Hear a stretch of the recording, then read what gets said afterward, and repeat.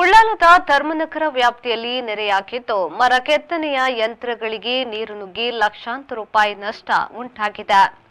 ಹರೀಶ್ ಎಂಬವರ ಮನೆಯ ಸಮೀಪವೇ ಮರ ಕೆತ್ತನೆಯ ಯಂತ್ರವಿದ್ದು ಸುರಿದ ಭಾರೀ ಮಳೆಗೆ ನೆರೆ ನುಗ್ಗಿದೆ.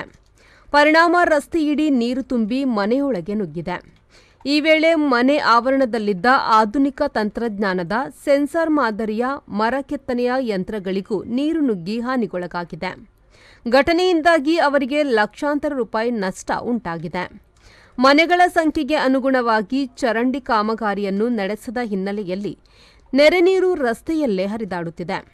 ಇದರ ಪರಿಣಾಮವಾಗಿ ಈವರೆಗೆ ಬಾರದ ನೆರೆ ನೀರು ಮನೆಯೊಳಗೆ ನುಗ್ಗಿದೆ ಎಂದು ಸ್ಥಳೀಯರು ಆರೋಪಿಸುತ್ತಿದ್ದಾರೆ.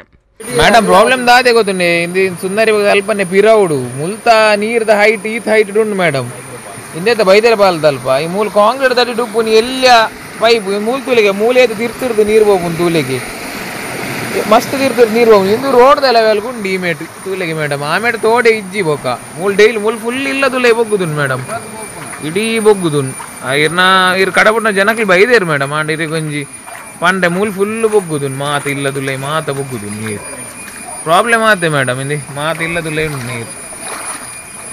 ಘಟನಾ ಸ್ಥಳಕ್ಕೆ ಉಳ್ಳಾಲ ನಗರಸಭೆಯ ಅಧಿಕಾರಿಗಳು ಭೇಟಿ ನೀಡಿ ಪರಿಶೀಲನೆ ನಡೆಸಿದ್ದಾರೆ. ಆರಿಫ್, ವಿ4 ನ್ಯೂಸ್, ಉಳ್ಳಾಲ.